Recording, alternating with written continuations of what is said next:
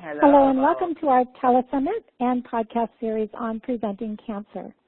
I'm your host, Jenny Lamorgan, owner of greenwomanstore.com, where we enjoy creating educational tools like this podcast series on topics important to us as women. I'm excited to be here with our guest today, Sandi Star. Sandi is a healthcare practitioner and nutritionist in the San Diego area. She is going to talk about using food as medicine and addressing inflammation to help strengthen our immune systems to prevent the occurrence and reoccurrence of cancer. This telesummit is about our health, it's about our politics and what we know and what we need to know about cancer and preventing cancer. It's about medical practices, our environment, and our science. We've invited women experts whose passion it is to educate and encourage other women toward health and political action. So let me introduce you to our guest today. Sandi Star is a holistic health care practitioner and certified in clinical nutrition and clinical herbology. She calls herself a nutrition wellness practitioner. Sandi was inspired toward her own healthcare practice after several members of her family had cancer and consequently died of their cancers. She struggled herself for over 40 years with constant chronic migraines, autoimmune disease, muscle and joint pain, fatigue, brain fog, asthma, and a slew of other ailments and frustrations. She decided to take a closer look at the cause rather than the symptoms of her ailments, and she was tired of the medications that gave her side effects but no relief. Hi, Sandi, and welcome to our telesummit on preventing cancer. Hi, Jenny. Thanks for having me. All right, and thank you for instructing us on how to use our food as medicine. You know, that's kind of an old adage, but it's certainly ringing true with a lot of our families today, getting back to basics, and I know that is how you live. I know we're going to address inflammation and how to improve our immune systems, but let's begin with your own cancer experience within your family. And I'm sorry to hear of so many incidents of cancer, but this is beginning to be a common story for many of us. Yeah, actually cancer is hitting a lot of people, and the good news is that about 5% is only caused from genetics, so gene mutation. 95% is environmental. It's what we do to our bodies. So that's the good news. Unfortunately, I lost my mom, my best friend, to lung cancer, who, by the way, did not smoke for over 20 years. She was very healthy. And this is where we can tie in some emotional, unresolved grief that is connected with the lungs. So when we talk about health, we look at the whole picture. We look at emotions, we look at lifestyle, we look at food for sure. So I think in her case that was a lot to do with just grief from some traumas in her family. My dad was 56. Unfortunately, his lifestyle was very different. He drank and smoked and didn't work out. Craved a lot of sugar because he was an alcoholic, unfortunately, and we'll talk about sugar for sure. But unfortunately, he got pretty sick. He ended up with throat cancer amongst a bunch of other things. And he did pass away in surgery for throat cancer. And my grandfather, he got colon cancer, and it came back later on in his life in his bones. Unfortunately, usually cancer will start somewhere and then it'll end up somewhere else. And I know my stepsister is actually struggling with bone cancer right now that has come back again in 5 spots after a couple of years. So lots of it in the family, and it can go on, and most of us can relate with that on many different levels. Of course, we had skin cancer in the family as well.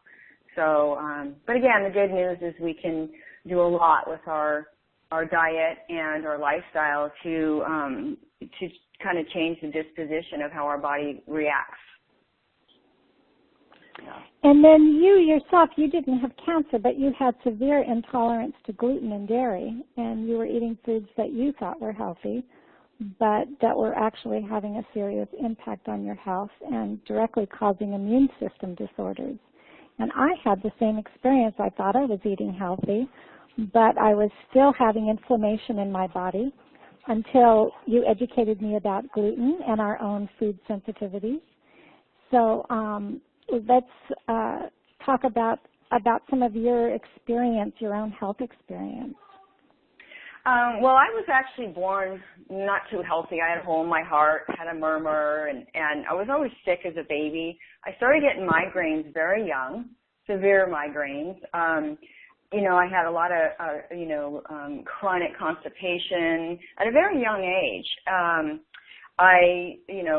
Through the years, I ended up getting diagnosed with Sjogren's, which is an autoimmune disorder that the body attacks its own moisture production. Can cause really bad joint pain, can cause dehydration severe. My eyes were really bad, dried out. The migraines were horrible. I had asthma. I had bloating super severe. And actually when I was younger, I had 13 tumors that were created on my ovaries when I was 16. And I ended up having surgery, but then I ended up having to have a complete hysterectomy at 20. And, of course, that will throw you into menopause and throw out your system as well. So I was kind of dealing with a lot of different things. I had inflammation, I think, from day one. Some of us, unfortunately, aren't born with, strong immune systems. And so we have to really identify that in our children and make sure that we, basically identify it and can really work with that so that they can kind of grow up and adjust accordingly. So I had a lot of things going on, and it was a severe intolerance to gluten and cow dairy. And so once I went off of those, and it's been a good close to 10 years, all of that went away, funny enough. And the inflammation just really went way down. All the symptoms I had went away. The migraines went away. The bloating went away. The Sjogren's went into remission. And so there was never any elevated blood work after that. So it was pretty amazing just using food alone, how that can really help us. Well, using food and just to look at a baby's diet, and a child's diet, and I know in our own family we've had some of this failure to thrive, with the babies. And now, I can see that it's a definite, after testing, as adolescents, that there's definitely gluten intolerance and dairy intolerance. So it's tough. It's really tough when you're out there on your own, and the doctors really aren't educated, to test our kids about, what it is that's causing some of these problems, and whether it's, inflammation's a tough thing, Sandi. It's a tough thing to identify. As a base for so many of these symptoms and illnesses. It is tough, and I'm seeing a lot of young children with a lot of disorders that you wouldn't think happen at a young age. High cholesterol, a lot of the ADD, the autism.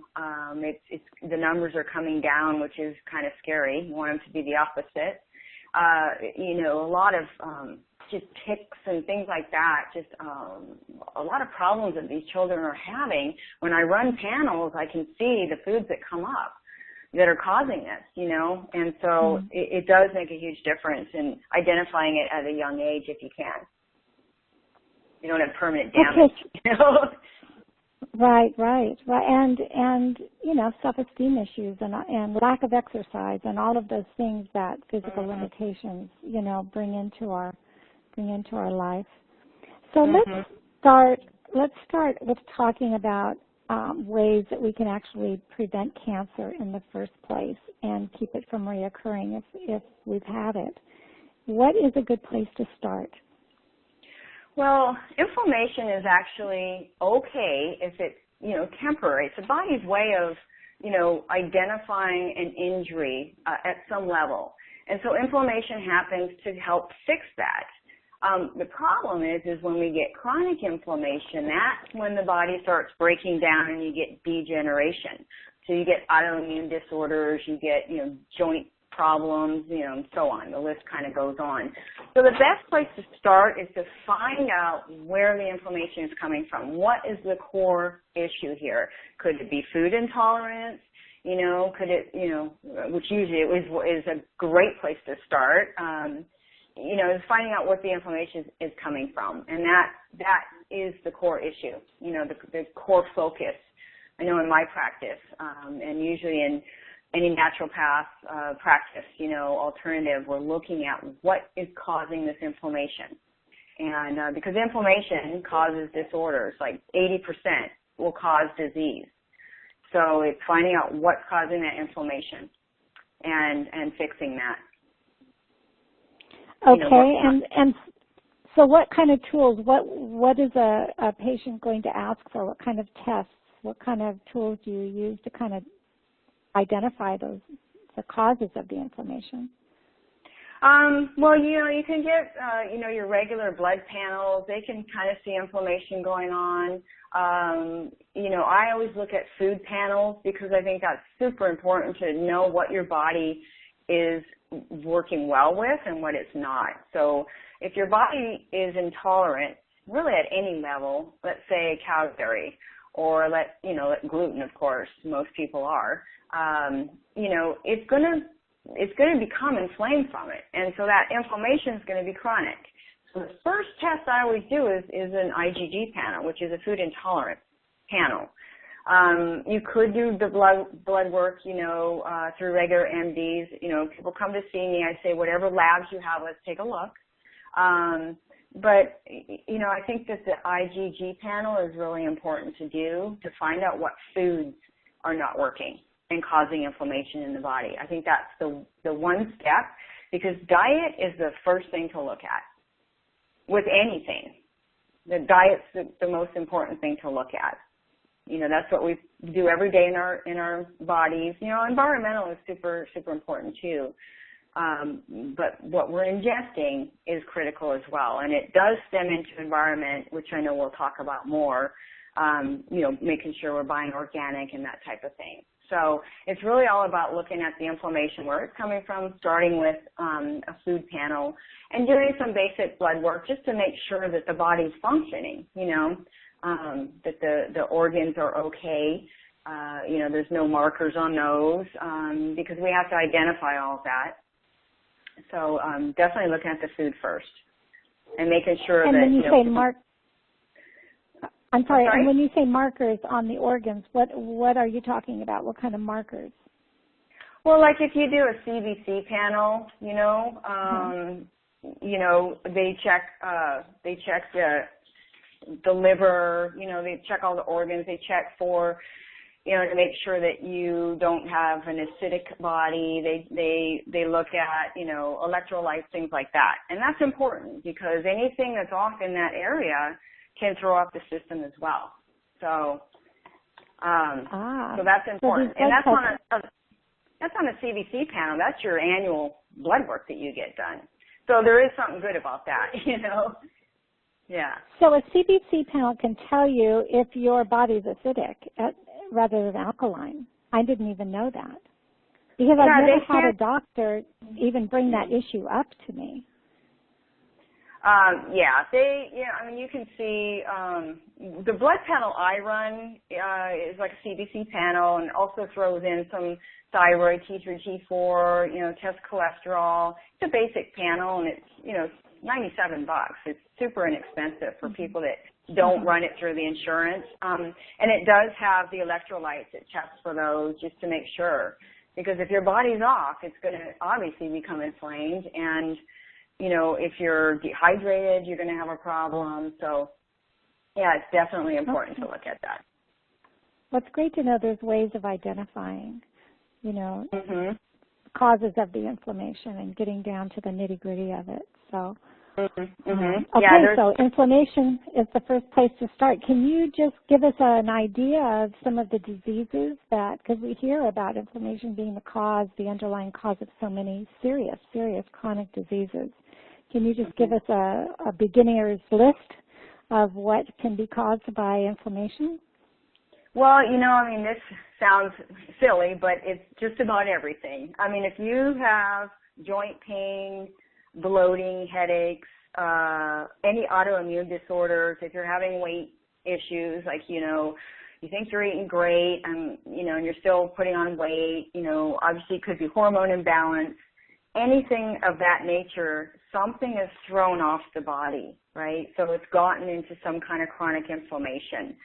So, sometimes it's the obvious, but a lot of times it's that systemic, where like a migraine would be systemic, right? Bloating would be kind of in the gut. You can pretty much tell. But a lot of times things will go systemic, and that's where that inflammation kicks in. If you get undigested foods into a leaky gut, let's say, the body immediately attacks and becomes inflamed. And when that happens on a daily basis, you're going to get joint pain, you're going to get migraines, you're going to get brain fog, you're going to get autoimmune disorders, ADD, ADHD, all of those things, because it will pass through the brain barrier and cause a lot of problems in the brain as well. So it's a whole slew of things, to be honest. Right, and that's something we don't hear much about either, is the psychological effects, the symptoms of eating foods that really aren't agreeing with our system, even though we think they're healthy. A multi-grain, multi-grain right, bread. Yes, I'll do, people say, well, I'm doing the sprouted breads, and I'm eating whole grains and whole wheat, and this and that, and I'm like, well, that's still gluten, unfortunately. Right. And, they'll be having brain fog or something like that. I had it really severe. It was very severe for me, and that went away, which was awesome.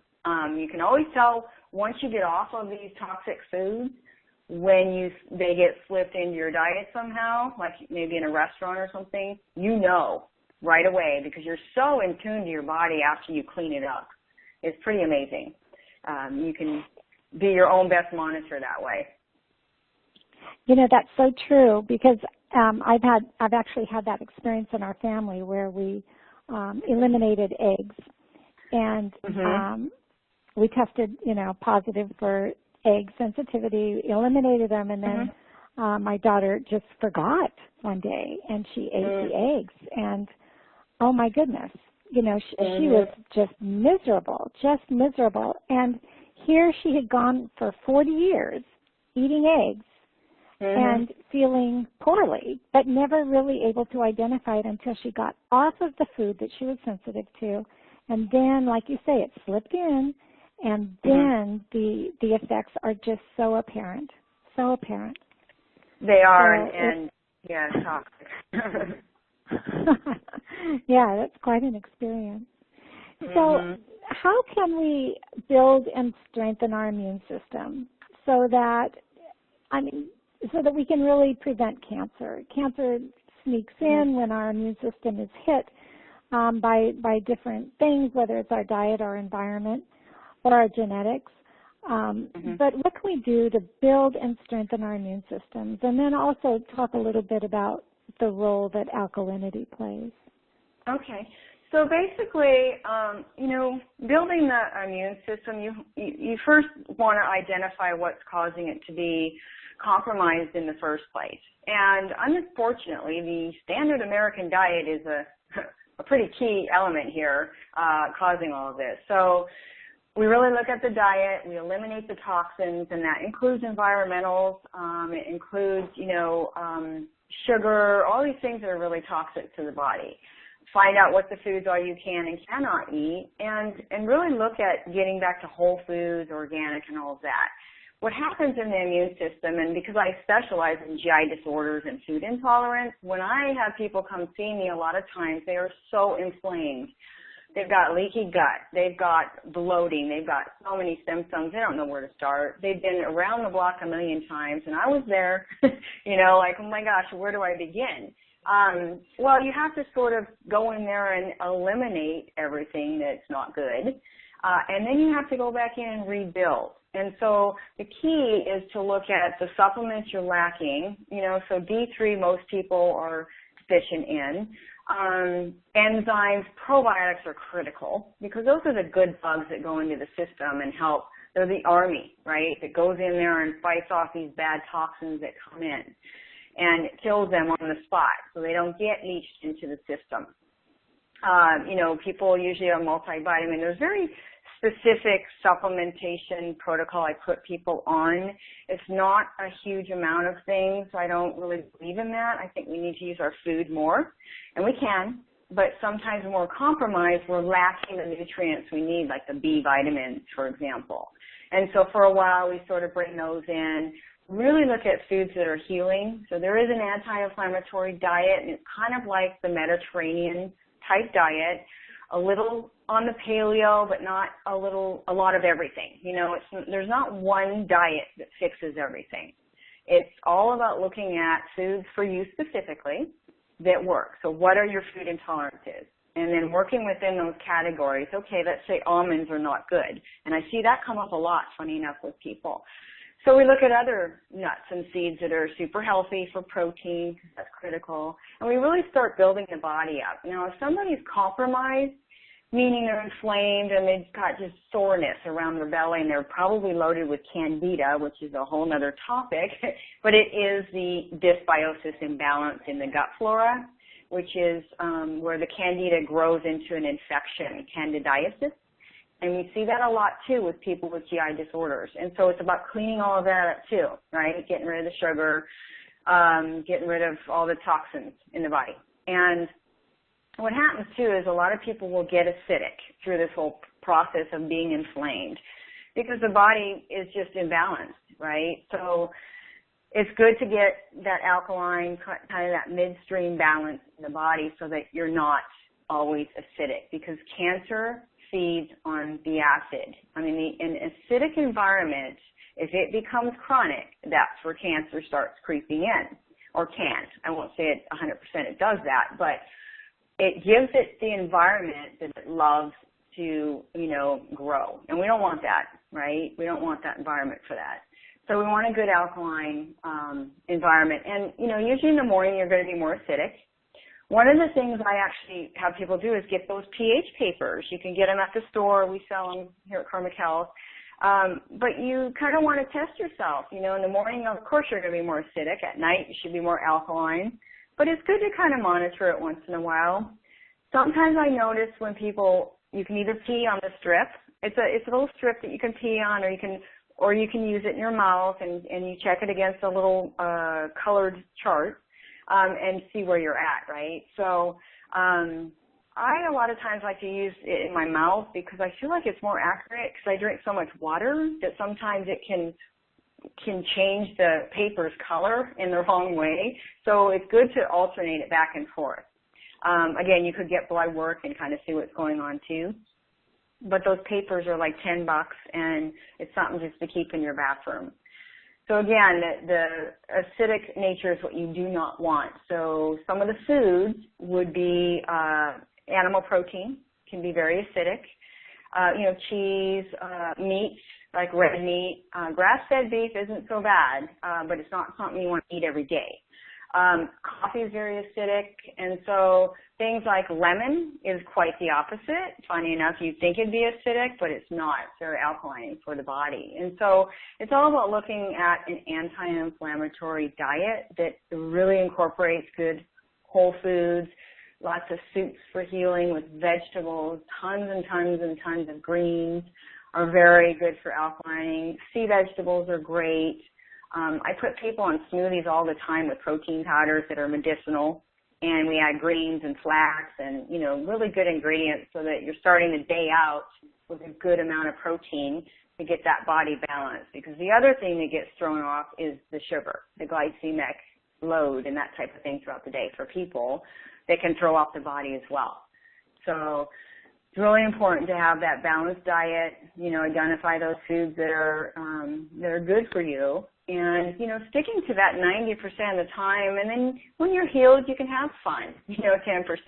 Have that glass of wine, what have you. Nobody's going to be 100%. We don't expect that. I don't expect that as a practitioner because you're not going to get people coming back. You're going to scare them. And you can heal quite a bit by just making small changes kind of on a growing daily basis. Now, So, when you mentioned sugar, I heard the other day that cancer feeds on sugar.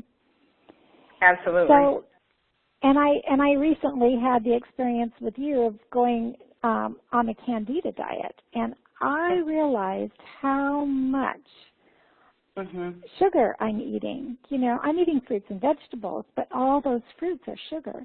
I even had to limit carrots for a while, you know. So I was not aware. You know, I don't eat candy. I cut out the pastries mostly when I cut out the gluten. So I really wasn't aware of how much sugar there was in my diet, but there still was a lot in there. So talk a little bit about the role of sugar with cancer. Okay, well, sugar is very toxic on many levels. It's very addictive. It's about as much or not, if not more, than heroin. And that's a scary thing if you think about that, right? So to be able to kick that habit, sugar will give you candida, and most people just get cravings for sugar. It's, you know, it's extremely addictive. Sugar is kind of makes the body very acidic. It throws off the blood sugar, which people get diabetes from it. People get candida. People will get cancer eventually if they just sit and eat sugar and just don't have a good diet. My dad's a good example. You know, unfortunately, all the alcohol, he had sugar cravings because during the day when he was trying to work, he wasn't drinking, so he'd eat sugar. And so, of course, his body was just completely thrown off. And it's very powerful, too. And so it's not all, you know, well, a lot of it is in our head, but it's there for a reason to help to control it. Sugar is definitely, again, people eat way too much. We shouldn't really eat more than 25 grams a day of sugar. And a lot of people love protein bars, and they go in the store and there's a zillion different ones. If you actually look on the label, and yeah, the ingredients would be nuts and dates, right, let's say, or fruit. Not bad ingredients, but dates are highest on the glycemic index, and so you're going to get a lot of sugar, right? So having that would be probably half or 3/4 of your day's allowance. People will eat maybe 2 of those a day, and then they'll have some fruit. They'll have, you know, cereal in the morning, you know, with sugar on it. They'll have sugar in their coffee. They'll, you know, so by the time the day is over, and that doesn't even count the sugar in the breads and the crackers and, you know, everything else. And so it will inflame the body. And so sugar is probably the number one thing to really work hard on not being addicted to it, you know. Being in control of it. Don't let it be in control of us. And it's hard because we've all been there. You know, when I was a kid, I ate sugar like a crazy person. I loved it, you know, and that wasn't helpful at all, you know.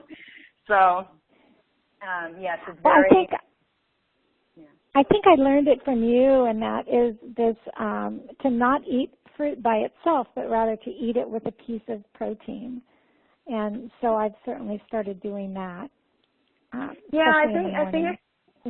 think it's good. Some people will start out the day with just fruit, and that will throw out the system. Breakfast is to break the fast with protein within an hour of waking up. That's what I tell every single patient I have, you know, because it's important. You have to break that fast. So yeah, having fruit.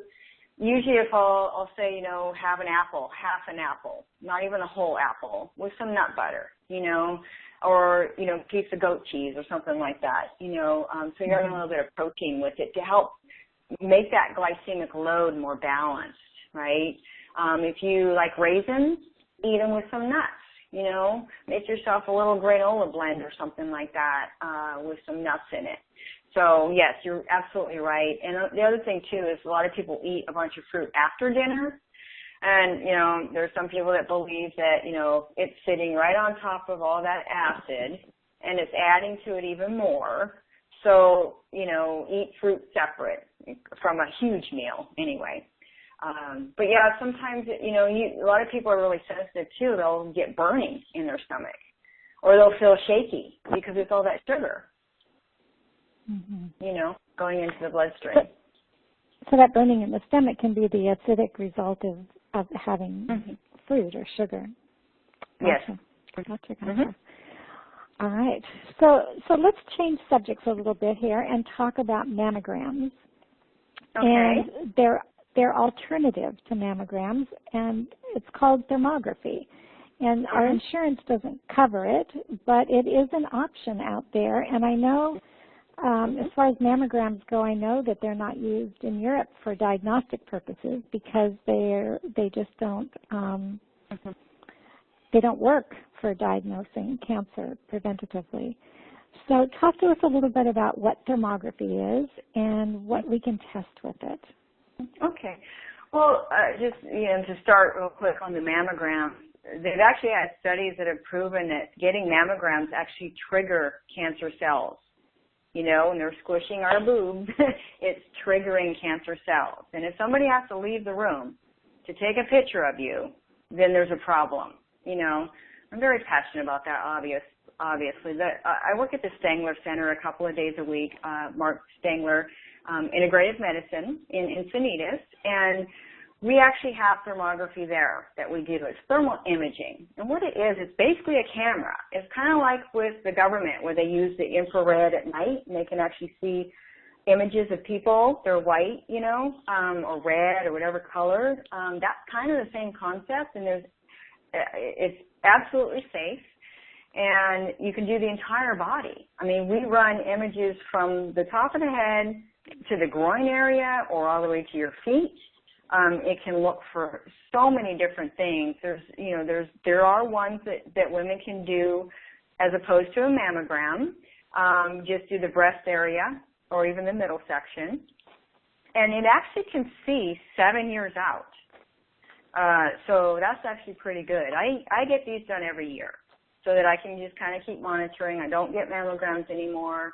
I've had my share, like most of us, but the thermal imaging actually is pretty awesome. And it's read specifically by doctors. They know what they're looking for. So you get a report with it, and it'll tell you if there's any blocks. Like, for example, when women use deodorant, or even men, they use deodorant, you're going to have a lot of white underneath the arm. That is actually your lymphatics being blocked. And so that's a good example of being able to see what that deodorant does to the body. As far as the breasts go, they can see a lot of different things going on with different blues and greens, and red obviously on this would be inflammation. And you can see that. For me, I had an accident on my bike out in the desert, and I had red all the way down my back. So I'd obviously landed on my back about probably 6 or 7 feet up. Pretty bad injury. And you could see it on the thermal imaging, what had actually happened.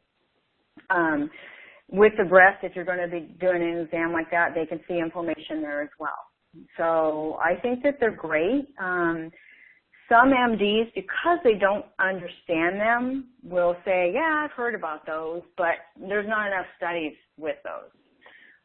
It's just because they haven't seen the studies. And so it's worth a try. It's worth looking into. And it's actually pretty cool to get, like, the whole body done first, so you can kind of see what's going on in all areas, including, the face, in the sinus area, the brain and all of that as well. It's pretty fascinating stuff.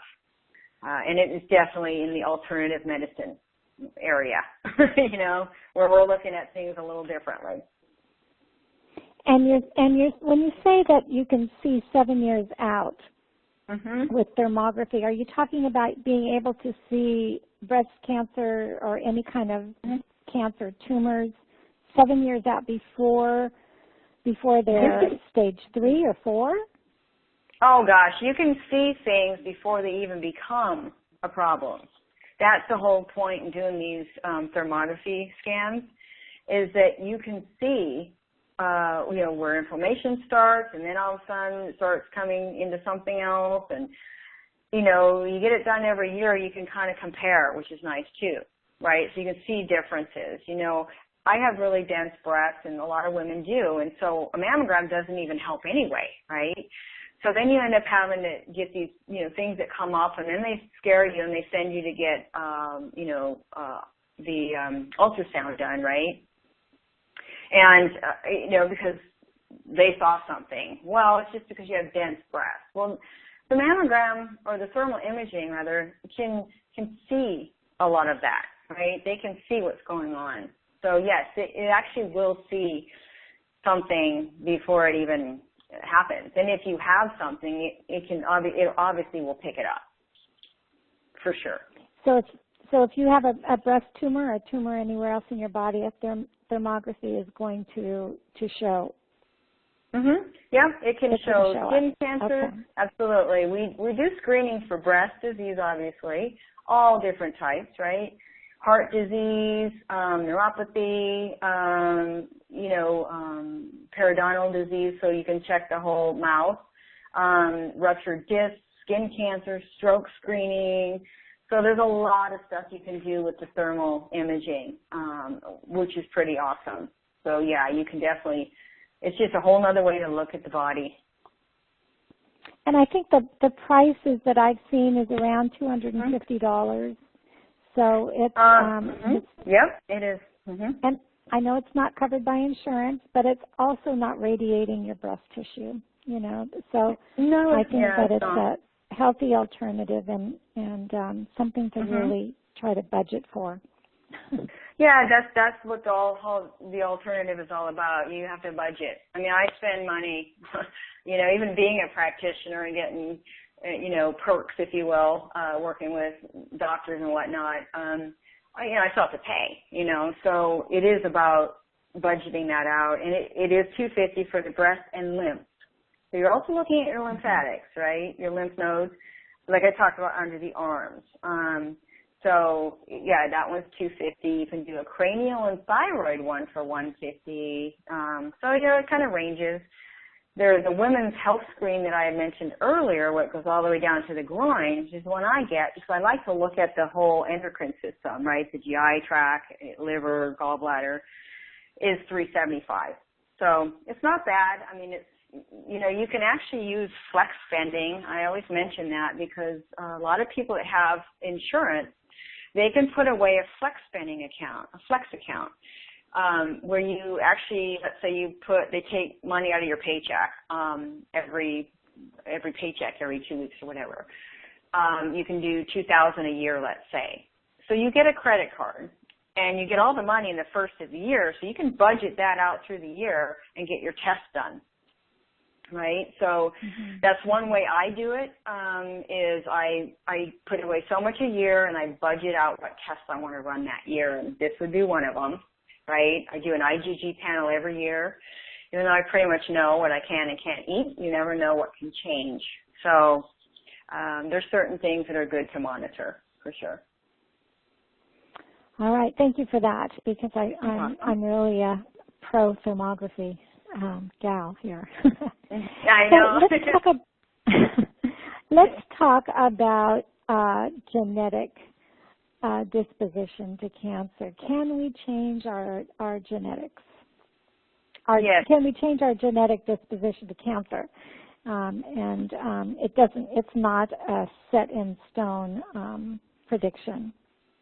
No, it's not. It's very rare. Like Angelina Jolie, right? The thing with the breast cancer and her mom, and she had the gene, and it still didn't mean that she was going to get it, but she was being proactive in making sure she's got rid of them, Some people wouldn't do that extreme, but in most cases, 95% we have control. It's our environment, it's our lifestyle. We do have genes, of course. We have genetic, predispositions for a lot of things, for cholesterol, for lots of different things. But, I know just even from personal experience, you can change so much with just, what you do for yourself with food, with nutrition, with lifestyle and that type of thing. So yes, you can change the way the body reacts. So in other words, you can change the cell, the way it reacts to toxins, cancers. When we have cancer in our body, it's whether they're turned off or they stay off or they're turned on, right? So the goal is to keep them off, right? keep them dormant forever, you know. And you do that through proper nutrition for sure, and making sure you stay in tune with your body by getting the proper testing, like the imaging panels done to make sure you don't have intolerances and things like that. It makes a huge difference when you kind of stay on top of all of that and do what you can. You know, you can control diet, right, without, you know, pretty much without doing any tests. You can test that through elimination and things like that, elimination diet.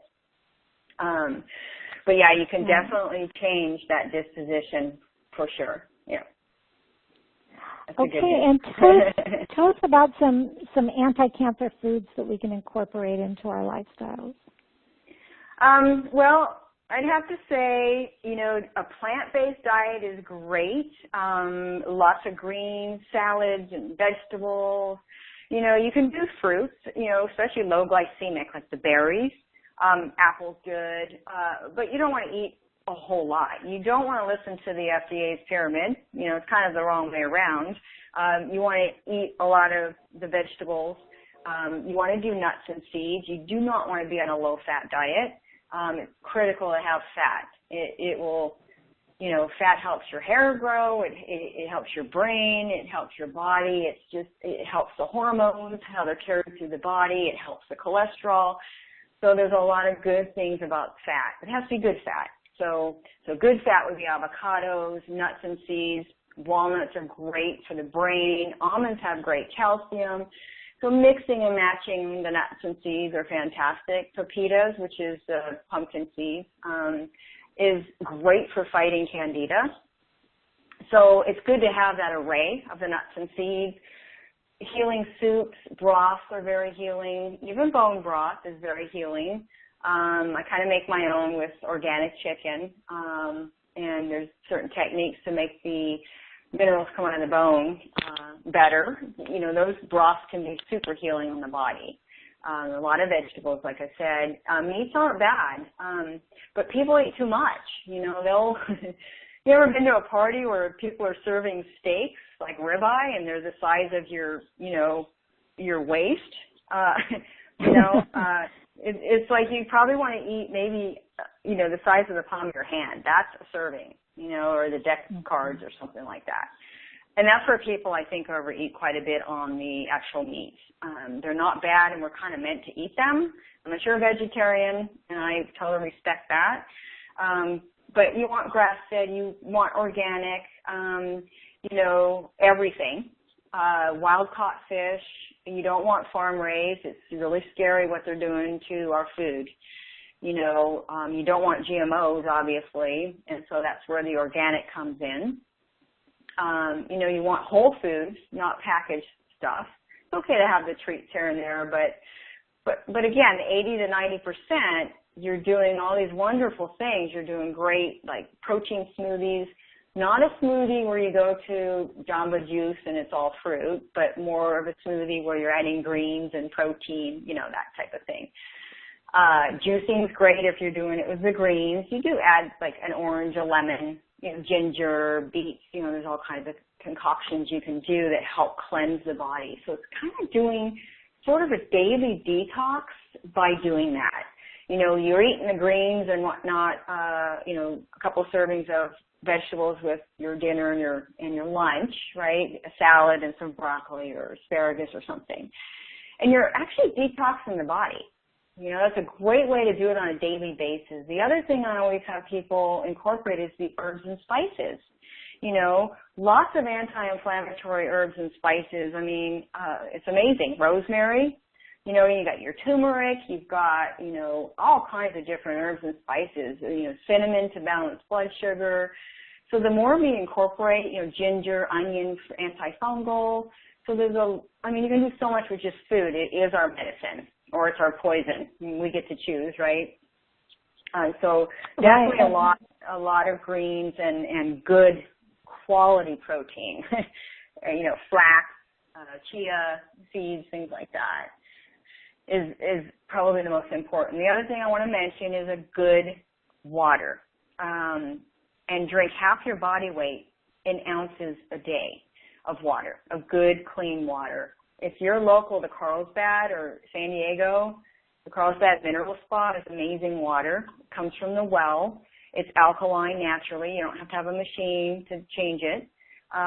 It's fantastic, and it'll do amazing things to your body. So water is critical too, very much. And we can make our water alkaline. We can make our water alkaline with a squeeze of lemon in it. Yes. Yeah, you can well. do. And people that don't like to drink water, I have people like that too. Well, add cucumber, lemon, whatever you need to add to make it taste better. I wouldn't say whatever. You don't want to add, sugar, maybe some stevia, but, whatever you can do to make it taste good. So some lemon, mint, put some mint leaves in there, something like that. But yes, water, very, very important. All right, and you mentioned stevia. We hear about more and more sugar substitutes every day. Can you talk a little bit about which ones are good ones? Sure. So anything fake, that's across the board. Margarine, just fake foods. The body does not know what they are. Any of the fake sugars, Splenda is poison. It's bleach. You do not want to do Splenda. The only ones that are safe, as far as that goes, is stevia or xylitol. So even if you chew gum, make sure you get like the gum with the xylitol, right? Stevia comes in many forms.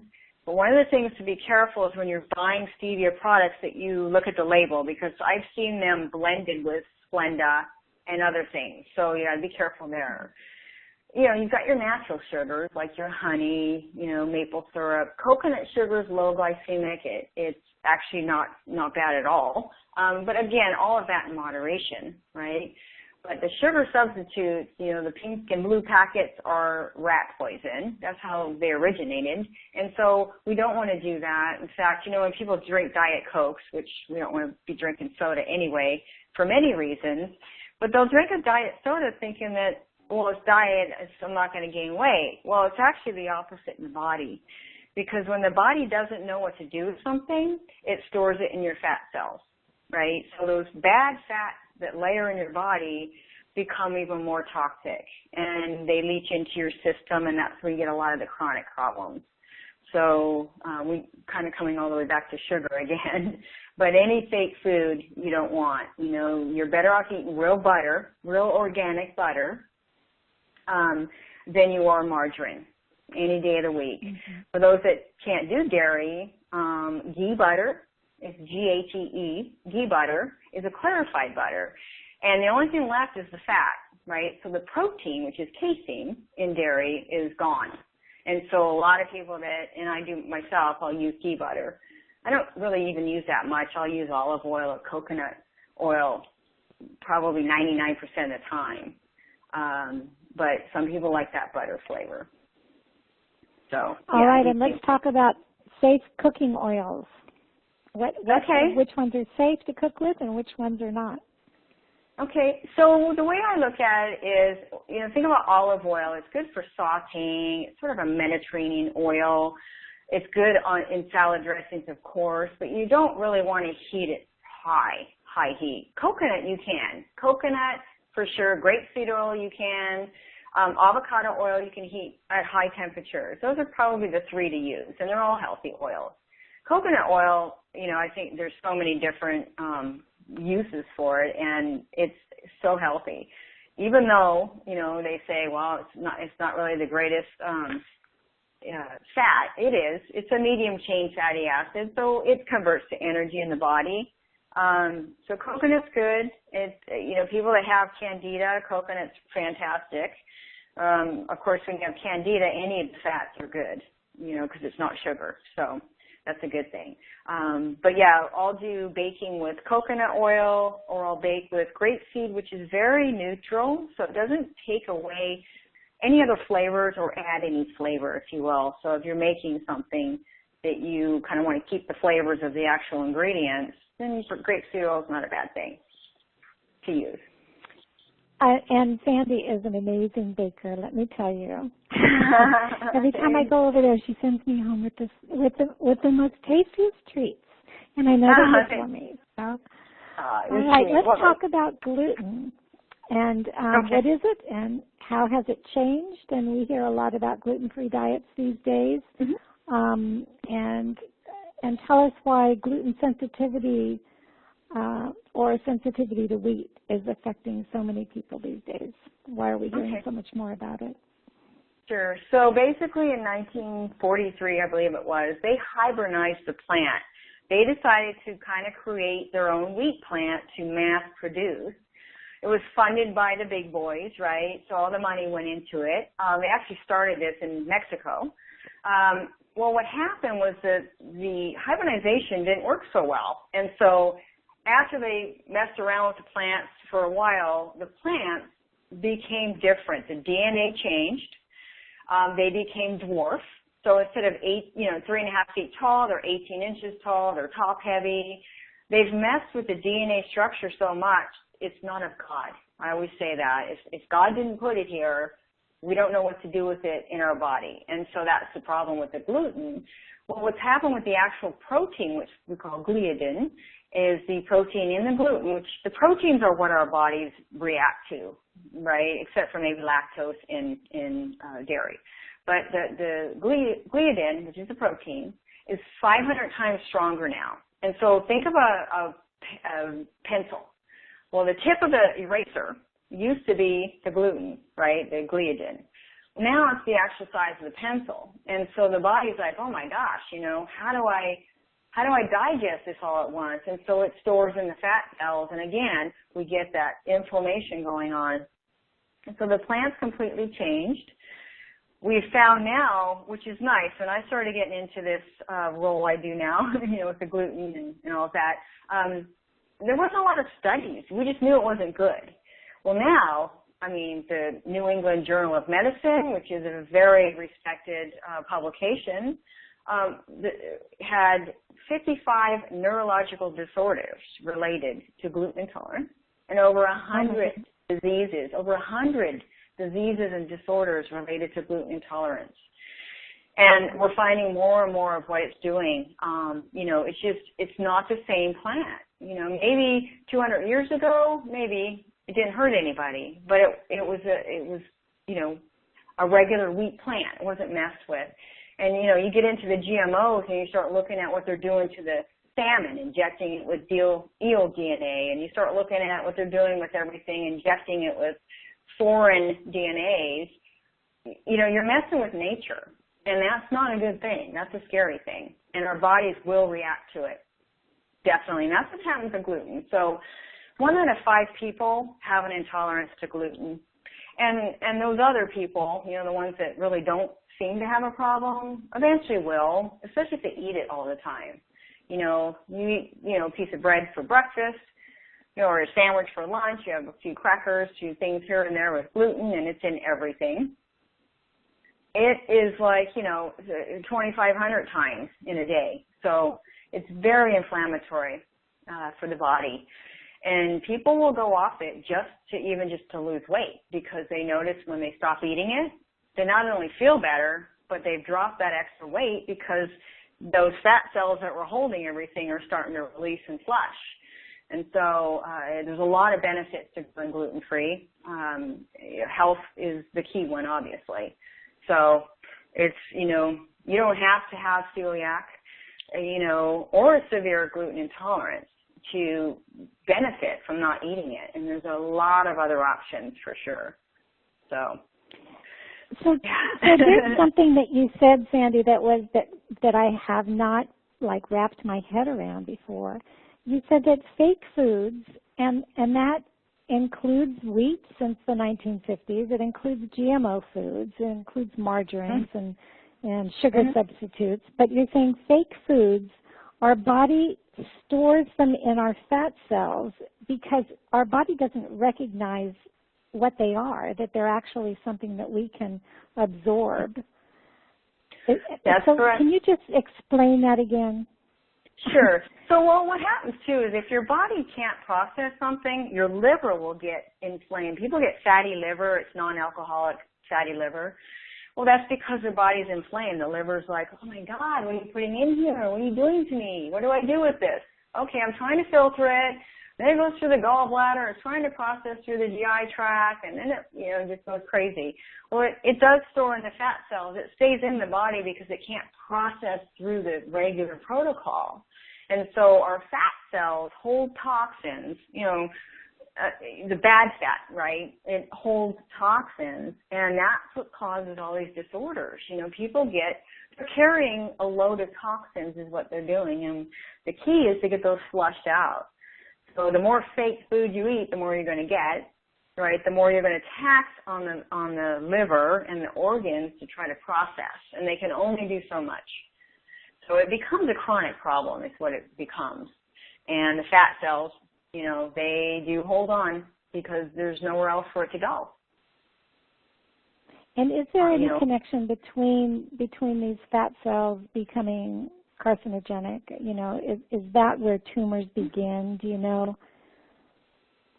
Yeah, there is actually, and I'm actually doing, for the month of September, my newsletter will be on cancer, and I will mention some of this, but there are studies that show people that are overweight, so basically people that have that excess fat, have links to certain types of cancer. So, yes, there is links to that for sure.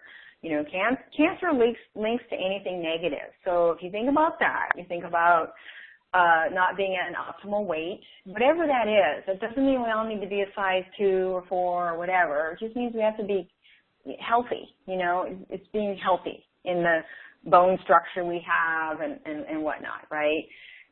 It's about putting good foods in there, but if we have more acidic, if we have intolerances to foods and we're still eating them, anything that will put inflammation in the body is going to be negative, right? And there are foods that are carcinogenic, of course. Charred foods, right? You always hear about like anything burnt, right? Popcorn, toast, barbecue, things like that. Sugar is definitely on that list. People that do a lot of like high salt intake, not the great salt, right? Salt, sea salt, I call it the dirty sea salt, the really healthy sea salt, isn't bad. It's good for the electrolytes and it's good for the thyroid. But,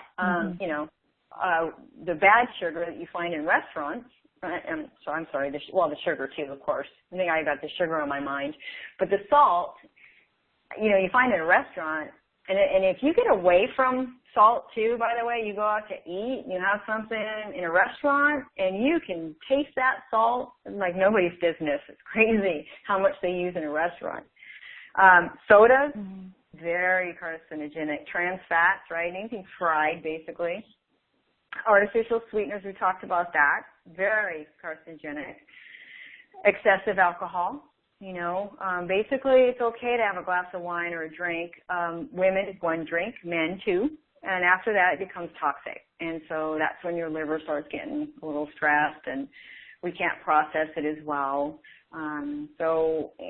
Of course, a lot of stuff in excess is that way, right? So food cooked at high temperatures, not such a great idea. You're killing everything anyway, so that can be a problem. We need the slow food movement. Yeah, exactly. Yeah, could teach us all how to cook just a little slower. Slow it down. Yes, yeah, and that's where you get into like the farm raised can be a problem too, and the fish, and the regular cows and the poor chickens that are thrown, all these animals that are the pork. All of that's toxic if it's not organic, and I know it's expensive, but you don't eat as much, you just scale back on how much you eat of that stuff. And you don't need as much because you're getting a lot of nutrition through a smaller amount of these, organic foods, which is a great thing. That's a great thing. And I think the only thing we haven't touched on is exercise and how much just oxygenating our body is so helpful in preventing cancer or the growth of any cancer cells in our body. So as we're coming to the end here, Sandi, I just want to thank you so much for giving us real information on how we can use food as medicine and how we can reduce inflammation in our bodies to reduce cancer in our lives. And are there any last words that you want to leave us with today about the importance of strengthening our immune systems to prevent cancer? Yeah, I think really it's about kind of taking inventory of where you are and where can you improve. You know, what can you do that makes sense, that's doable. I think that's really important. It has to be doable. And it's like peeling an onion. We just keep peeling it, you know, and we keep doing that. Trust me, I've been doing it for a while, and I'm still peeling the onion. It's a process, but it's a wonderful one because you do see good results. You did touch on exercise. It's very important to move. The only way the lymphatic system can drain is moving and dry brushing, of course. But moving, you know, walking is amazing, you know. Lifting weights, you can really burn some fat doing that. You don't have to go to an aerobic class for 2 hours. You know, 30 minutes of exercise, you know, a day to 45 minutes is great. If people, you know, a lot of people have that inflammation in the beginning, they can't do a whole lot. So we try to say, okay, well, try to walk if you can or swim. You know, do things that you can do. If you have to sit and lift weights, then do that, you know. But do something to make that body detox itself. It has to through sweat and urine and bowel movements, and that's pretty much how it gets rid of toxins. So drinking that water is key to flush things out. You want your pee to be clear, not dark yellow. That's dehydration. So those things are really key. You know, it's not that hard. It's, you know, it's all about working within your own boundaries and what makes sense for you, but moving in the right direction. Thank you, Sandi. Thank you very, very much. And thank all of you for being here with us today. I want to leave you with some links to Sandi's website. Her website is karmichealth.com, and it's KARMIC-HEALTH.com, and she has such a wealth of information on there. She's has customized nutritional coaching and consultations with lab analysis, and I have found those very helpful for health issues as they come up in our own family.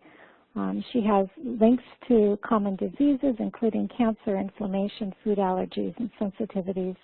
And she has newly updated her book, Living Gluten-Free, a comprehensive guide for those starting a gluten-free diet and how to transition to a gluten, dairy, and soy-free diet. She has 30 pages of recipes and free shipping on Sandi's website and on Green Woman's store. And I have to share that Living Gluten-Free, her book was my first introduction to gluten sensitivity and cooking gluten-free. And it's a great tool. We still use it in our family. So thank you again, Sandi Star, for joining us and enlightening us in regards to lifestyle changes that we can make to prevent cancer and the reoccurrence of cancer if we've had that experience. And thank you to all of you for taking time out of your busy day to join us, and I hope we have informed and inspired you in ways that improve your health and your longevity. If you're looking for new ideas and the latest information on preventing cancer, please try to catch more of our podcasts on preventing cancer, green lifestyles, and sustainable and sustained living. And please share these interviews with your friends and family. You never know who you may be helping. And I hope that you will take the time to make the healthy changes you heard about today a priority in your life. Thank you for listening, and bye for now. Thank you.